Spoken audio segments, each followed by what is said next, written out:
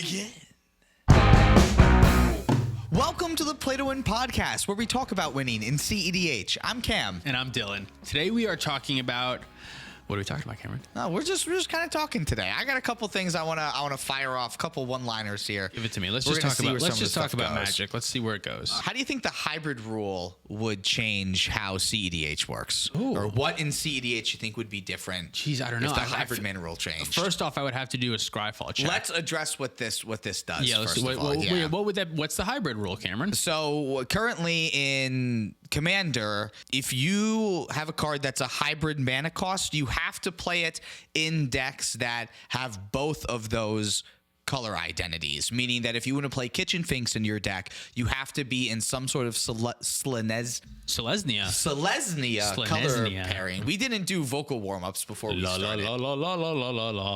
Great, we're ready to go. I'm ready. So that's basically the rule right there. Okay, yeah, so if that were to change, meaning that you could play cards like Kitchen Finks in a mono green deck. Yeah. Right. Okay, so what would that change for cEDH? What would that actually change? Honestly, I feel like I would need to do a scryfall. Can we scryfall hybrid mana? We can certainly scryfall. I don't think much would change. Realistically, I can't imagine much would actually change. Let's see. Because I would think, like, how many good cards are there? I think it would probably do a decent amount for casual Commander.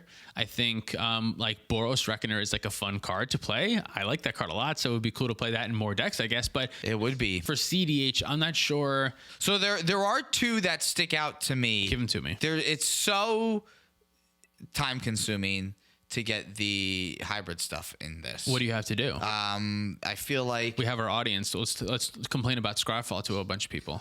One of the best resources in all of Magic. Best resources. Yeah, I'm having a hard time trying to figure out exactly how to go through. Maybe if you Google all the hybrid cards in Magic the Gathering, what happens then? List of cards with hybrid mana cost. We really need to be sponsored by Google. I feel like this is my out too many times. Don't know how to do it. Oh, there's Google some. Here we go. This, all right. It's on tapped out. It's got to be legit, man. But it's got to be legit. So there are two that stand out to me right away. Manamorphose. Oh, yeah, dude. Manamorphose is great in Grixis. Right? But you never want to play green cards because green's bad. Exactly. But, like, that's exactly what you want in that color combination. Kark and Sakashima. Holy shit. Oh, my God. It would be so good in Kark and Sakashima. Could be able to cast Manamorphose. That would change the deck in a lot of ways, I feel like. Because Manamorphose gives you mana and card draw, which is exactly what Kark wants to be doing when you're casting Manamorphose several times. Copying Manamorphose, 2 mana, you can, like, draw 2, make 4 mana, bounce it back to your hand, play it again. Yeah, Manamorphose would be a huge one, definitely. Be really good in those scenarios too. Also, Manamorphose is great because it can help you cast Underworld Breach when you are maybe otherwise wouldn't be able to cast Underworld Breach. Also true. So if you like after an ad nauseum, a lot of the times all you need to do is just like cast Underworld Breach. And if you can do that, you have Lion's Eye Diamond, or if you have some other way to like win the game from an Underworld Breach being in play, but getting that red mana can be tricky. So if you can turn your Elvish Spirit Guides now also through Manamorphose into red for Underworld Breach, something like that, that would change a lot. That would be But it's just one card. It's just like one extra ritual that Grixis and Kark Sakashima would get. I think it's a bigger plus in Kark Sakashima though. Right? I think so too. Yeah, I don't think it's like format warping, but I think because this card pool is still pretty small. Yeah. But it's like I said, it's definitely not format warping. It's not but a card that you'd ever tutor about. for. Maybe, honestly, Kark and Sakashima might tutor for it. I feel like that deck could tutor for Gitaxian Probe, and this is like probably better than Gitaxian Probe. Yeah. The 2 mana is obviously much different than the free off of Probe. The other card that I might think about is like Judge's Familiar. Judge's Familiar. I guess in all of the Tymna decks that would want it, they can already play it, but... Yeah, most of them are probably are available to play it. Yeah, so maybe that one doesn't come into play too much. Every once in a while, I could see it. I could understand like Yuriko wanting something like that, maybe. Does Yuriko want something like a 1/1 flyer that can also be a counterspell? I think Yuriko might play that. They certainly might want something like that. Even like a mono white deck, I feel like would love an effect like that. This is like, especially mono white deck that has like Thalia effects, and you're trying to tax the board by making things cost more. I think that would be good too. This would be good there. What's that other one that? There's a mono blue one that is effectively the same thing. Edric too. Like I feel like it's just another 1/1 flyer for Edric too. I feel like efficient 1/1 flyers that do stuff, especially in a Ranger Captain world, those would be looked at a second time. Again, this one's not format warping, and I don't think it makes like a huge change, and I don't think the tier 1 decks will play it. But I think certainly some tier 2 decks. I think Deathrite Shaman is another big one. Yeah, we should have talked about that. That should be the first one. Let's rewind and talk about Deathrite Shaman first. Yeah. Blue Farm would love it. Any Grixis deck, Kess would love it. I mean, I think Deathrite doesn't see a ton of love in our format because it is like less powerful in cEDH than it is in like Legacy, obviously, or like Vintage or things like that, or Modern or other formats that it was banned in. Yeah. But getting access to play it in Grixis deck, they would love that. Grixis decks would love, especially like a Tymna deck or like, I don't know. I feel like any deck that could play either of those colors. Every single, right. Giving black access to a mana dork is something that's just absolutely spectacular. I think it gives you more of a reason to push into playing fetch lands in mono green decks too, because this would be another great include for the mono green decks. It's an elf too, right? I'm pretty sure it's an elf. Yeah. So you get all the upsides of Priest of Titania, and especially if you are playing Marwyn or something like that too. Excellent. Yeah. Added bonus of the graveyard. Synergies can also end up hurting Underworld Breach in the overall format too, because there's more decks that get to play. Right. You can exile things out of the Underworld Breach player's yard to slow them down a little bit. Exactly. Yeah. But again, Deathrite is one like these other cards that isn't really going to be tutored for. You know what I mean? And if it's a card that it's not like a combo piece, it's not like an engine, it's not a game-winning spell. You're never going to search for it, so it's not going to warp the format in the same way like Rhystic Study would. No, it's Rhystic just Study's, a really good card. Yeah, cards that are powerful enough to be tutored for are the cards that really warp our format. Dockside Extortionist, Mystic Remorse. Like, you know, a lot of these cards are good because they're good on their own, but they can be so good that sometimes it's worth just casting a Lightning Tutor for a Mystic Remora. That's why that card's so good. Whereas Deathrite Shaman, rarely are you going to like Worldly Tutor for Deathrite Shaman because it's like that good. Yeah. So, the other card, Vexing Shusher. Vexing Shusher being available in a lot of other decks would also be a really good one too. Vexing Shusher. Right, like we can just like there's a bunch of really good cards here that like Sig, River, Cutthroat in case like you want to play blue-red and you're able to deal more damage. I don't know. Sure. The other one, Murderous Redcap, is a sack outlet. Oh, sure. Infinite combo with like Malira or even Vizier of Remedies, right? So being able to play that in Rocco might be pretty cool, right? Interesting. Yeah, I can see that. Yeah, I mean, I guess you don't really have a good way to sacrifice it, but you can bounce it back to your hand with like Team Sabretooth, right?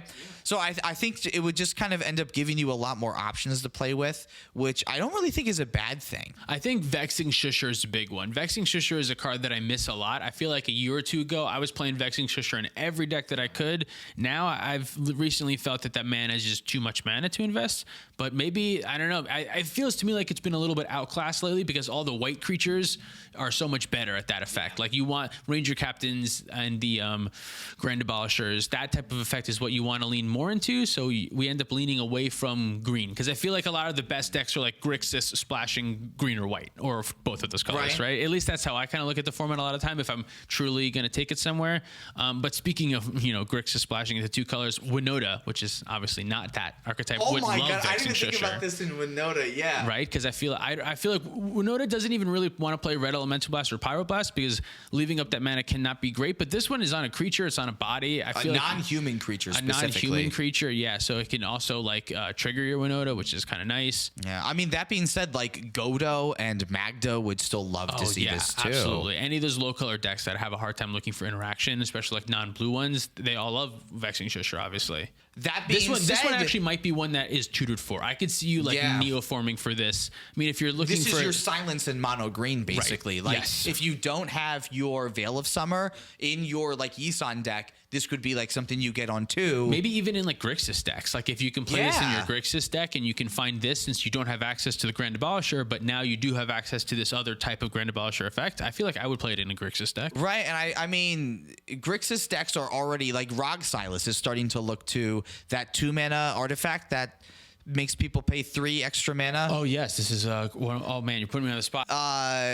Defense grid. Defense grid. That's defense what it is. Grid. You got it. You got it. Brain's nice. working. All right. Very Defense done. grid. That card's fucking awesome. And I think this card, the extra mana investment makes it a little bit worse. But Vexing Shusher's uncounterable, right?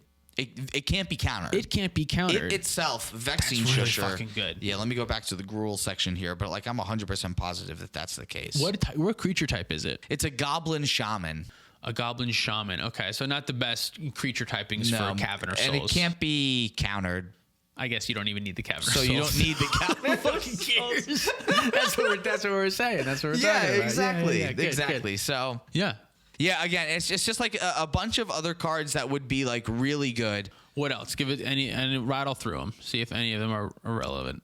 Dryad Militant. That one doesn't see play now, and I feel like it would see play in Blood Pod. It's close. I've thought about it. It's a 1-drop. Ranger Captain can find it. Should this card see more play? All instants, meaning brain I feel freeze. like it doesn't because you have to be in Selesnya, but yeah. But again, a lot of Tymna colors could be in these. But when I played Yasharn, I didn't even play this. I ended up cutting this, which is maybe wrong. Maybe I should have kept it. I feel like where you would be looking to play this more are in mono green or mono white decks, or decks that like aren't a mono playing white both deck would those love colors. this. I feel like mono white benefits the most out of this imaginary rule being broken. Just having another way to be able to deal with. And yeah, just Underworld anything. Breach perfectly, Underworld Breach, yeah. Although white does have a decent amount of like rest in peace type of options, but I feel like this is like just another great one. Which is not bad to have, it's right? not bad to have. On a 2/1 body, which is probably going to be relevant in a lot of scenarios too. I don't think that's bad. Anything else, or is that it? Those are the main ones that stand out to me. Yeah, it would change things some. I think Vexing Shusher would make the biggest change, I think, out of those that you just listed off. Yeah. I think Vexing Shusher, it's so much protection. You'd be able to get it in Grixis colors. You could, search for it, cast it, use your Dockside mana to help make things uncounterable. And it's also, Vexing Shusher helps in other counter wars against other people. That's also true too, right? You can use it as a big political tool to leverage what other people's spells are going to either get countered or not get countered. Yep, you can protect somebody else's stacks piece if you're not affected by it or something like that. I think we had a lot of cool things to say about that. I had some fun talking about it. You got another topic? I do have a couple of things to talk about here, yeah. Let's move on to random thought number 2 out of Cameron's noggin. Random thought here. That's what this segment's called, the random thought number 2. Random thought number 2. What commanders do you think are given a bad rap but actually aren't that bad? Are given a bad rap, like people say they're not good. Yeah. Do you have like any that you're thinking about that like? The first one that comes to mind is gonna sound silly if anyone was a time traveler and watches from the future, but I would say Thrasios and Tymna. I feel like it's a lot of bad rep right now. It's not as good because you can't play red. A lot of people saying that it's been not as good lately. I think that deck still slaps. I think that deck is really, really powerful. I think so too. Yeah. Like it's still putting up pretty consistent. I feel like I see it a lot in tournaments. Yeah, right. Yeah. And there's it's so many versions, the different top ways 16, to play it. Right. There's a ton of different ways you can go Razakats. You can go more of a mid-range style and go like more all in on Seedborn Muse. The Hermit Druid versions I think are really good. Yeah. It has so many 1-card win conditions. It can recover so many times. It can, grind with its commanders if it needs to as a backup plan. But not having Dockside Extortionist and not having Underworld Breach and not having Deflecting Swat are like relevant things, but like there are other non-red decks that are good. So if that can be true, if there can be non-red decks that exist in the format, then Thrasios and Tymna is a good deck. No, I totally agree. To some, that might not seem like an underrated thing. And, like we said, it does show up in tournaments. So it's pretty good. Yeah, exactly. I feel like I see slander about that deck. I think I do too. And I think right now it really is just because of that. Like I have green at the lowest and weakest color in Commander right now. Me too. Which certainly does hurt where Thrasios is coming from, because that's a big part of Thrasios. I think the reason why green has suffered lately is one, because it hasn't been given the same new shiny toys that white has, but also like in Commander, a lot of the cards service like the same things. You know what I mean? Like green and white both offer protection. Yeah. They offer Veil of Summer and Silence. They offer, Grand Abolisher and what's the green one that makes your enchantments and creatures uncounterable?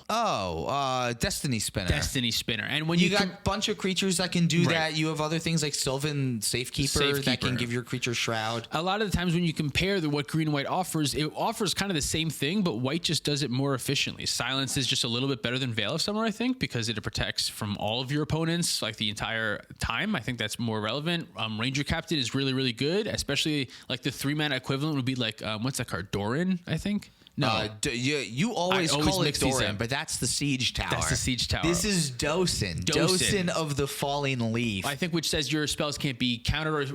People can only place spells on their turn is what Dosin of Falling Leaf is. Yeah, which is similar to Ranger Captain, provides some sort of protection. But I think of that card more like a 3-mana Teferi. Yes, because it also stops your opponents. You have to win or else somebody else wins. Yes, which is why the green comparison, in my mind, at least I compare those two cards. It's not as good. You'd rather have the white version of what the 3-mana creature that offers protection. The white one's better. Yeah. And when you compare Destiny Spinner to Grand Abolisher, which I think those are comparable cards, Grand Abolisher is just like way better.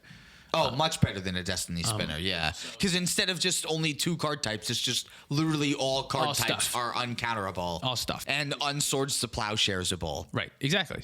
So, yeah, I think that's why green, and I don't know, green would have to either have cards that are more powerful than those white cards be printed soon to make it better, or carve some other type of niche in the format for it to get better. But like just 3-4 years ago, we were complaining about how many good cards green was getting, right? Like when Veil of Summer was actually printed, we were like we can't have one man, another one. Right? We can't be doing this. Right? Yeah. And now all of a sudden we're sitting here like, hey, Wizards, will you please give us some more green cards? I feel like we all saw this coming too. Like we saw what they did with red, and red was laughed at as being the worst color in Commander, and all of a sudden Dockside gets printed in Underworld Breach, and we saw these things happen. There are 4 good red cards in the format that are carrying the weight of the rest of the color combination. That's true. Or of the rest of the color. Yeah, there's not that many that are overall playable good. No, it's Dockside Extortionist, Underworld Breach, Deflecting SWAT, maybe Jeska's Will, and like Simian Spirit Guide. Right. Like every one of these like really, really good red decks that you see are running like 7 to 10 red cards, if that. Some of them are just running like Dockside Underworld Breach, Deflecting Thrasios SWAT. Brews literally runs like 4. My list literally has 4 solid red cards, and they're like the best cards in your deck. They're great, right? Yeah, they're like major win conditions. Yeah, but I agree that it is red's power is shallow for sure. It's definitely shallow. Yeah, it's whereas definitely like shallow. Blue, but I think blue is much deeper. Blue, it has playables for decades, for tiers. Exactly, you know what I mean? in everything that you want to be doing. Yeah.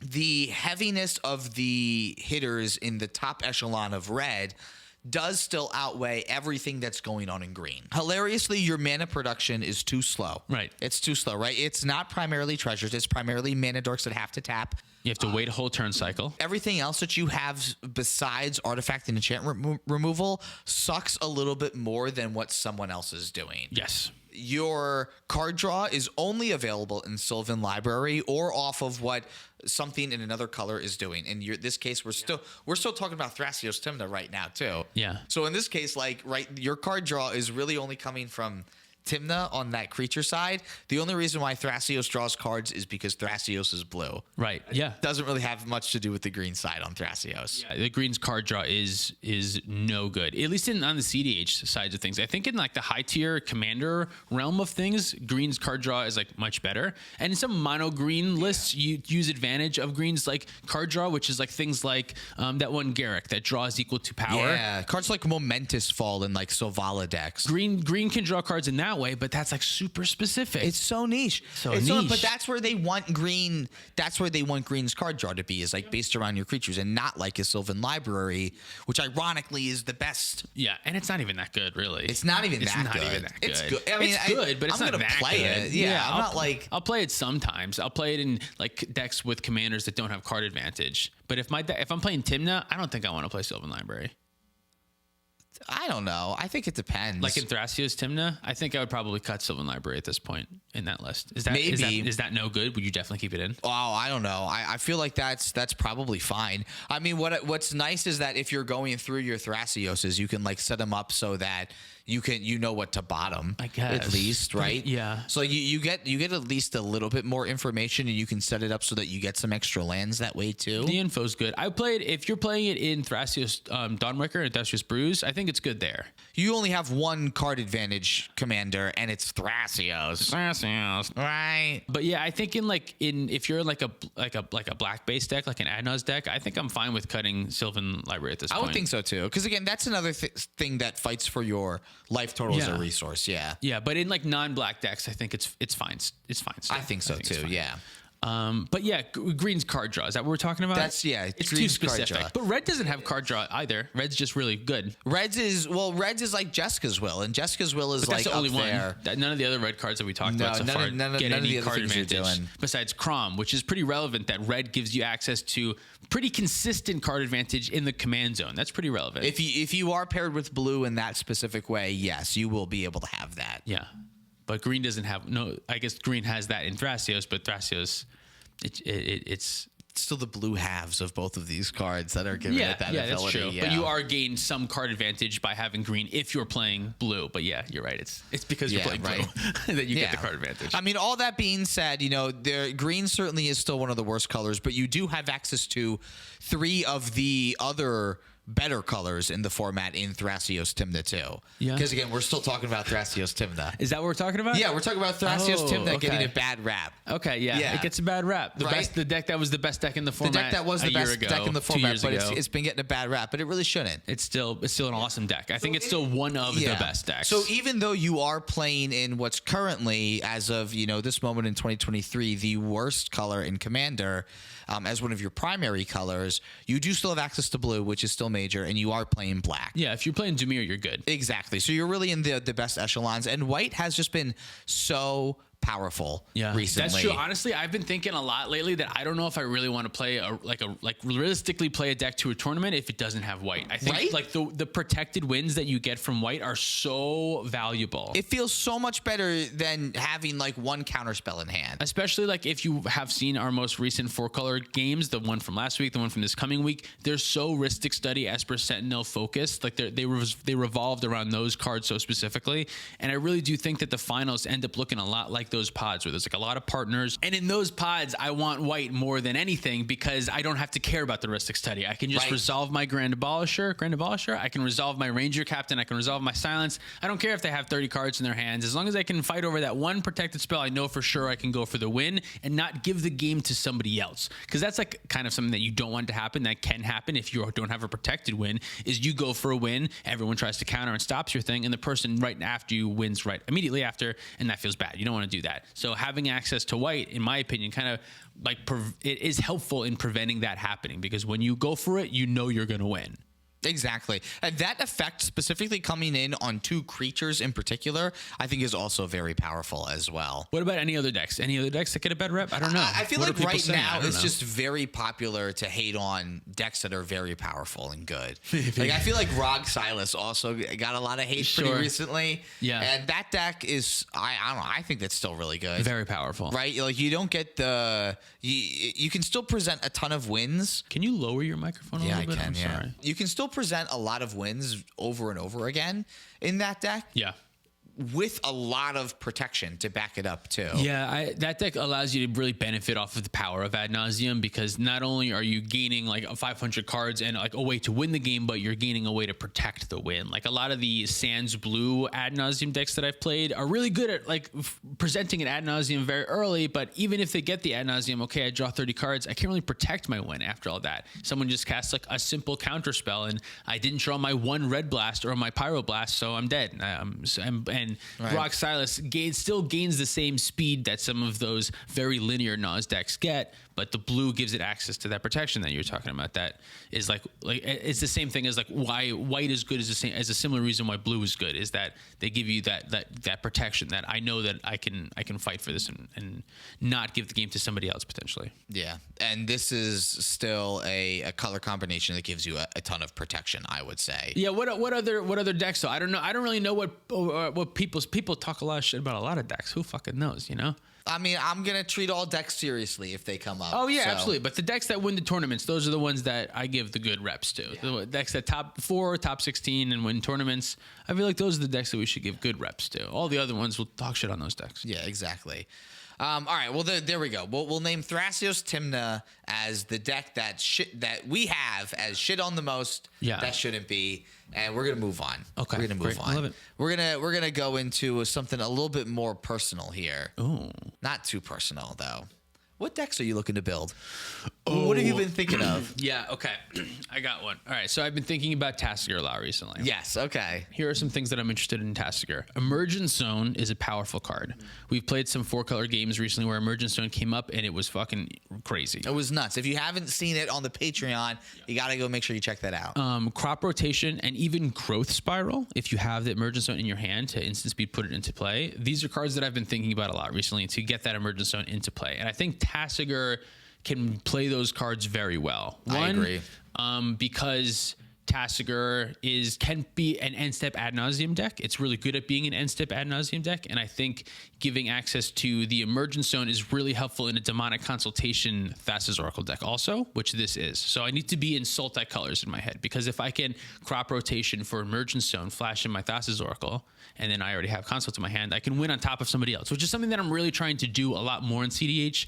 It seems like instant speed wins are just busted. Being able to win on top of somebody else, it's like a really great way to know, okay, the interaction of the table is gone because everyone is passing on the next person's win condition. They've all said, oh no, we're about to lose. Okay, we pass. And then you can respond then to their last trigger or whatever and win on top of it because you know that everyone else passed on it. So this thought process is what has led me to Tasigur, right? You know what's funny? We just spent like 5 minutes talking about why green is so bad, and now we just immediately went into a conversation where we're like, yo, this is why green's really good. I need to be in green, otherwise I can't crop rotation for my instant speed win. This is why I'm saying I think this is a way to have green compete with whites in a different way, right? Yes, right. All right, so that's where we're going. In response to your silence as you try to go off, I'm going to crop rotation for Emergent Zone, and then I'm going to go off for my own win. Right. So some other things that I like about Tasigur that you couldn't play in some other 4-color pile with bug colors is Sultai colors is the big guy. What's his name? Oh, the Hole Breacher? Hole Breaching Horror. That's Hole not what Breacher it is. Horror? Hole Breaker Hole Breaker Horror. Hole Breacher is a card I wish was unbanned. Me too. Let's move past that. Being able That's to another thing. being able to neoform your Tasigur into the Hullbreak Horror, I think is really good because Hullbreak Horror can not only act as a win con, because if you can make some rocks that can tap back and forth for mana and bouncing them back and forth, you can use Tasigur to mill your library and get some good spells out of it from your opponents, whatever. So not only is that good, but it's also just like a good value control threat, I think. And being able to kind of control the board, cast a spell, bounce somebody else's thing, exist in like this heuristic study world by bouncing things and getting extra value off of something like that. I think that's like a big engine that can help you grind a lot and also be a win condition. So it's like a soft win, which I really like. Other things that I want to be playing in Tasigur are Sacrifice. I really liked playing that in Tymna Dargo. Sacrifice is really pretty good, right? So that one would get you 6 mana off of Tasigur. And that can be any mana that you want. It's black mana. It's only black mana, but you can cast Ad Nauseam because we're playing Ad Nauseam. We only have the one Hullbreaker Horror. Is it Hullbreaker Horror now? I'm not sure. It's not Hull Breacher. It's not Hull Breacher Horror. It's Hullbreaker Horror. Yeah, I know this. It's definitely Hullbreaker Horror. I'm looking at the card. It says Hullbreaker Horror. Yes. So Hullbreaker Horror, Emergence Zone, Crop Rotation, Growth Spiral, Neoform, Thassa's Oracle, Demonic Consultation. These reasons that I just like those random cards. Those are all great. That's the ideas that I want to compile. I want to compile those things into one thing. And then the Sacrifice is for me kind of like the jelly on top, the whipped cream on top, the cherry that says cherry on top. It can be all of those. I'm putting all those things on top, and the Sacrifice is all those things, especially because I own a beta Sacrifice that I really want to play. Oh, holy shit. Yes. But so Growth Spiral is also another one that I want to think about because, again, that instant speed, being able to put the Emergence Stone from my hand into play it's and expensive, win over top. but you're going to be able to have a lot of mana. Yeah, I think so. If you're in a green deck. I don't want to be too mana dork heavy, though, because I feel like I want to be playing Toxic Deluge. I have a question. Yeah, give it to me. Do you play Mox Amber in that deck? I don't know. So I definitely want to be on a couple hate bears, but I don't think it's Collect Roof. Yeah, I think I want to be on Mox Amber because you want a lot of mana, horror deck, right? Like, are you still playing like Seedboard Muse? Like the other thing is that you can still like churn through a ton of your deck with Tasigur and also play a long mid-range game as well as you're leading up to this other stuff that you're talking about here. So. Yeah, being able to thrive in the mid-range is kind of my goal with this deck. After playing those 4-color decks, I really want a deck that can really do well under Heuristic Study, and yeah. Like I feel like you could still get away with playing Collector Oof in those scenarios. Collector Oof, another reason why green is really good. But I feel like you can still get away with that because you are playing. Yeah. You can bounce it. You are also playing cards like Sacrifice and the other one mana Neoform, Eldritch Evolution. Other things that you can use to get rid of it, so that you can unlock your rocks if you need to. Yeah. but it might just not be worth playing. I'm not sure. I know I want to play Notion Thief. That's another one that I've been thinking about. Remember Six Study World? These 4-color games also made me think about Notion Thief quite a lot more too. And then I like that it's like a 4/5. It can block Tymna, Najeela, Winota, all the things that Tasigur could do in the past when Tasigur control got a little popular for a while. It was really good at blocking stuff. I think those things are still true. It is the biggest thing in play. Yeah, I mean the biggest argument against Tasigur, I think, is that why not just play Thrasios Tymna? Right? Why not just play Sultai plus white cards? Well, you just said why. You just said why. The whole breaker horror. And that's what I wanted to kind of like re-stress is that I think the whole breaker horror advantage and the sacrifice advantage, that's good. That's good. I think so too. I think that's really good too. Yeah. Yeah. But yeah, so that's what I'm thinking about recently. That's what I've been thinking about playing. Yeah. I also have Winota that I'm looking to make updates to, and I'm also deciding between Minx and Boo and Kess for which 3-color deck I want to play in our 3-color game that we're coming up. I don't know which one I want to play though. Well, both of them are really good. Maybe Kess, we could go back and talk about a card that a deck that gets a bad rap that maybe shouldn't too. Kess is another one that why not just play Tymna Kraum? I feel like it normally is and that's it. But I think intuition, but you get intuition in Tymna Kraum too. I'm not sure. The reason why is because you can make Demonic Consultation or Tainted Pack a 1-card combo with Kess in play. But it's also a really good mid-range value engine as well, too. I think the reason why it doesn't see play, I think Tymna's better. I think Tymna's Silence just having both Tymna and Kraum is strictly better than that, Savine's Reclamation. And honestly, I'm at a point where like I'd rather play Kraum Tevish than Kess sometimes, too. Yeah. I'd rather have... The card advantage is just better. You just can't deny the card advantage always works. Sometimes Kess being able to gain card advantage won't work, and Kess's 1-card win con won't work. Sometimes there's a Janeth Magistrate. I guess that it doesn't apply for, because that's all commanders, but a Dottie Voidwalker or something. There are things, there are more things that can stop what Kess does than another pairing that just like draws cards. Rest in peace, right? Yeah. Another thing that's kind of like that. Yeah. Yeah. I think that's the reason why Kess doesn't see it. Although I love Kess, I still think Kess is really good. But I think there always is just going to come the question of if I'm playing Kess, why not I just play Tymna Kraum? And I think normally the answer is you should play Tymna Kraum. Hopefully that's not that. We're doing the hot takes episode, I guess, today because some people love Kess. I mean, I love Kess. I just got great. The secret layer Kess. Kess is one of my favorite commanders. But if I'm looking at it like with my brain that observes cEDH, I'm always going to come back to why not play Silence. Honestly, we're sitting here, we're playing both sides because we want to come out on top, right? Because like it is still really good. It's still really good. It's not as good as Tymna Kraum, but not everything can be as good as Tymna Kraum. That's true. And nothing is as good as Tymna Kraum. Yeah. So why are we even comparing it to Tymna Kraum? Even though I have played Tymna, I haven't won a game with Tymna Kraum in like 10 games in a row. I feel like I've lost with Tymna Kraum. Now I'm taking it apart now. I've lost with it so many times, but the deck is undoubtedly powerful, specifically on paper. You can just draw so many cards. Is why that so deck much, is just and so it good, just in the right pilot, that deck multiplies like 1,000 times. If there's a really good pilot playing Tymna Kraum, I feel like you get the advantages so much more because its main advantage is card advantage. Like the main reason why you play that deck is you draw 1 billion cards, and like the better the player, the better they'll be able to use those 1 billion cards. I can't use them to their full capabilities, I guess. But you're in all the best colors. Yeah. The deck that I've been thinking about, I started flipping through my cards to see what all I have for this. Rocco, Cabaret Caterer. We haven't played that on the channel yet. I think we should. We have. Oh, we played it when it first came out. When it came out, Yeah. Okay. I went 2-1 in that pod with that deck. You should bring it back then. I totally want to bring it back. Yeah, I don't want to do the Godo stuff that I did. Godo sucks. Dump it. Right? Get it I was like, here. we were like looking at hands, and I would have like Seething Song, and I'd be like, what the fuck am I doing? Get this out of here. This is ass, man. What are you going for instead? Just dockside lines? So food I'm chain going lines? for dockside lines. I do want. The whole reason why I got into this is because I wanted a food chain. We deck. should both have food chain decks at all We time. should both have because food chains wins games. Food right? chains does with games. Exactly. That fucking new attracts. So I knew that I wanted a food chain deck, and the problem with all the food chain decks is that there is no card advantage in the command zone. Well, hello, Rocco kind of fixes that. It doesn't totally fix that, but like thanks to white cards like Ranger Captain of Eos, you get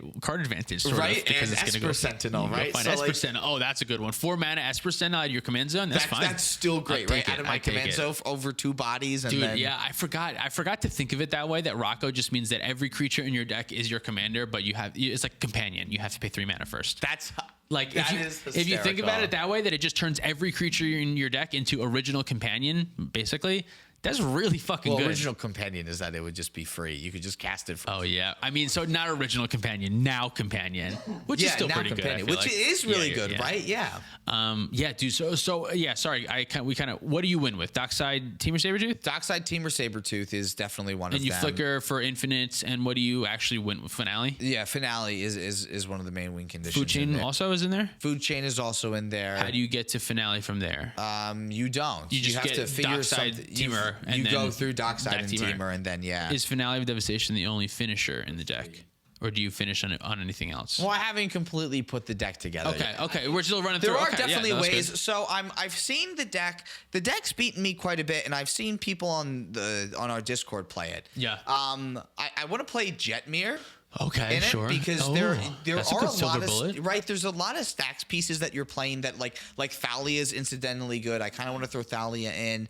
Then like there's a bunch of So other you're like just like a mediocre blood pod creatures deck that are kind like of. this. You're like a blood pod deck. Yeah. Just has the ability. You just have a tutor instead of Tymna in the And command you can zone. still you can still go over the top like that too. I think Jetmir is really good at that too. I've seen like Winota being played inside of the deck too. It's fun. I've seen that in some Najila lists. That seems Right? nutty. So I'm thinking that I kind of want to jump aboard that train and do that too. yeah, just like kind of like haymakers. Right, Throw a couple haymakers. a in bunch there. of haymakers in there too. So I love not that only style of do you deck. have not only do you have ways that you can go infinite and you can like build out this humongous board, Yeah. but you can also just completely overpower And you're mainly- outvalue decks. You're mainly a stacks deck. Mainly a stack stack, right? Like I'm mainly on the board. Yeah. I am playing Collector Oof. I think the goal is to not play a ton of artifacts if I don't have to. Right, but you play one birthing pod.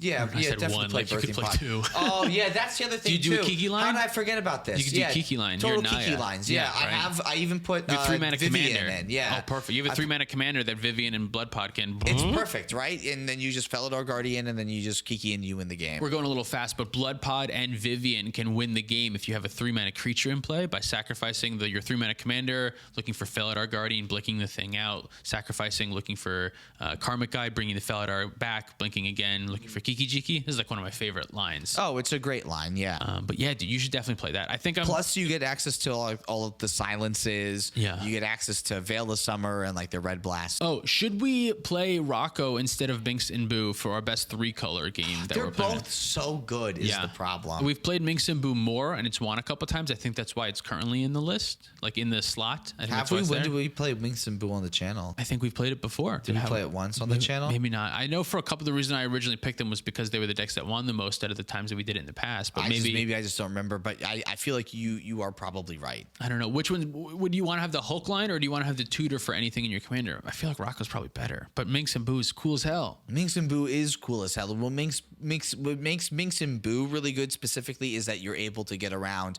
your Rule of law effects Yeah, specifically Hulk because can you're win playing off of- Protean Hulk. Yeah, Protean Hulk can win Right? off of one spell being cast, which is really good Yeah. with Rule of Law effects. Rocco can play Deafening Silence, but it can't really play any of the other. Yeah. Well, Rule of I mean, laws to be too honest, well. the Birthing Pod line is just you cast Birthing Pod. Everything after that, you don't cast any more spells. That one wins. That one you're good with Rule of Law. That's true. That's true. You You, do know have- what? Maybe I will play the 3-mana enchantment creature Rule of Law. Yeah, Archon of Emiria? That card. Oh, Maybe I'll play 2 of them. Archon of Emiria, you should definitely play. That card's 2 cards Yeah. in 1. That one's incredible. Archon of Emiria is Eidolon of great. Rhetoric, that's just the Rule of Law. That one's also good. You should probably I might as well. at least play one of I them. could probably play at least one of them in addition to Deafening Silence. But is I feel like Rocco is maybe just like better than Minx and Boo. You get access to anything. you just get access to literally everything. Yeah. I guess the bad part is it's mana intensive. Minx and Boo you can play early a lot of the time. Rocco you might have to wait a little bit. That's true. Rocco's turn 2 Rocco is not the easiest, and it gets you Esper Sentinel, which is pretty good. But like a turn 2 Minx is It gets you very Esper if you have doable. 4 mana on turn 2. That's the thing, right? And it can't come from Soul Ring or Right. Mana Crypt. Realistically, you're probably, unless you have like a busted start, which you probably should more often than not, you're probably not casting Rocco until turn 3. Yeah. So maybe Minx and Boo, but Minx and Boo, you're casting Minx and Boo on like turn 2, and then hopefully getting a Hulk into play on turn 3. So it's maybe maybe it's like a turn. Maybe Minx and Boo might be a turn faster. It's definitely, and again, because of I think you get to play more stacks pieces to help interact with the board in Rocco than you do in Minx and Boo, because Minx and Boo has a lot more slots that are just dedicated to going for the Hulk lines. You have so many more dead cards. All of the Rectors and like all that kind of stuff. So it's definitely a little bit different. I think Rocco was set up to push into the later game and try to win then, as opposed to Minx and Boo, which is trying to go a little bit faster. And I honestly think our decision is probably just going to depend on what the rest of the pod looks like. Yeah. And if there's not something that's trying to be as quick as like what Minx and Boo should do, then I think maybe we should play Minx and Boo. But if like the pod is looking to be... Well, I know we have Kess. I think we have it written down somewhere. I think Tevet. Yeah, definitely. We want to get Tevet. We want to put Tevet on there. And then who was the other one? Was it Elsha? I think it was Elsha. We did have Elsha on there. Yeah. So a bunch of blue decks. I feel like a bunch of blue decks. Minx and Boo doesn't stand a chance. I think you need Rocco to grind. No, maybe not. Rocco being able to grind a little bit more would probably be a little bit better. Yeah. And helping to slow down the blue decks a little bit more. Yeah. By playing things like Thalia, playing things like the Rule of Laws. Yeah, being able to find the right thing. I think. I think. All right, we might do that then. I think we should do that. Okay, that sounds good. Well, I'll definitely make sure that gets together. You play Rocco, and then I'll play Kess. Okay. All right, and then we need Tevet and what was the other one? Elsha. Yeah. Yeah. So spoiler alert, that's what the best 3 colors are going to be, and clearly we haven't filmed that game yet. You got any more topics, or you want to wrap it up? How long have we been going for? 46 minutes. We can probably wrap it up here, right? Okay. We got through 3 of these topics. I still have another 11 topics. Okay, good. So we have a bunch more of these to go. How do you feel this went? I think it went pretty good. I think it went pretty good too. I don't know if people will learn the same amount of stuff that they would in the others, but so the reason why I wanted to do this is that I realized that every podcast that I listen to, I don't listen to learn something. Yeah, like it's just there for entertainment. We're also purposes. idiots. What are we teaching for? Right? Like we've said to everyone in person who comes up to us and says literally anything, we always say, "Oh God, please don't learn anything from us." If anything, learn how we fuck up, learn from our mistakes. Right? Don't do what we do is the only thing, right? So I figure it doesn't always have to be educational. It doesn't always have to be, a top 10 or something like that. This is just a way to, talk about Magic and just see what comes out of our mouths for a little bit here. Yeah, I think this went swimmingly. I think this will hopefully be enjoyable to anyone. I think so too. So if there's any other one-liners, that's what I'm going to call these. Okay. One-liners. I feel like we need a better name. We need a better name. What do we want to call them? Like takes. Give me your take. Give me your play to take. Play. Give me a line. That's what I kind of like. Line. Yeah, throw me a line. Throw me a line. That's okay. Throw me a line. Throw me a line. If you have any lines you want to throw at us. What should we ramble on about? Yeah, something else you want us to ramble on about. Let us know down in the comments below. What the hell were we even talking about? I don't remember. We covered a lot today. So we talked about the hybrid mana rule. Yep. In cEDH. Wouldn't change much, but it would change a little. But it would be fun, I think. Vexing Shusher and Metamorphose would be something. Yeah. Okay, and then what was the other thing we talked about? The other thing that we talked about is I just got rid of it. Of course I did. All right, now that we're done, I'll delete this file permanently. We'll never need that again. We talked about some commanders that we think get a bad rap that shouldn't. Which was Tymna was in that one. Thyna. The best commander in the format is one of the pairings that I said. But we also landed on Kess by the end of the episode. We landed on Kess, and then we also talked about some of the commanders that we're looking to build next. You on Tasigur and me on Rocco. And why we're interested in those specifically. So that sounds great. So we got some ground covered today. Yeah, we talked about a lot, I think. That was great. Thanks for watching. If you want to support us directly, you can do so on Patreon like our $100 patrons. Demon of Razgriz and Baby G-Bus. If you would like to find our merch, you can do that at playtowinmtg.com. You can support us without any additional cost to you by checking out the subscription... By checking out the affiliate links down below. You can follow us on Twitter, Instagram, and TikTok for more content. Thank you so much for watching. See you next time. Let's read off some $50 Patreons. Let's read off some $50 Patreons. Justin. Eli Rich D. Jason Perkins, Man Solo, Nikola Marakovic, Steven Schlichty, Decking Guy, Plantain Jackson, Isaiah Berlisky, Michael Lyon, Pedro, Byron Wang, C, Kawaja A. Hamid, Jacob, Depp, Shit, ZZ, Michael Ballou. That would be at the same time. Jan Wildfang, Sleepy Jarvis. Thomas Bueno, All right, now I go Swampy McGee, Lauren Conwell, David Nelson, Vinny Bianca, Jor Mags, James Noon 845. Maxfield. Well, that one was a bit of a disaster.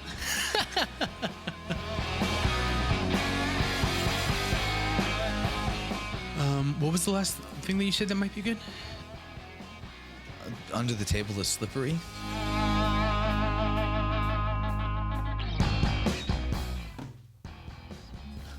Take a quick pause.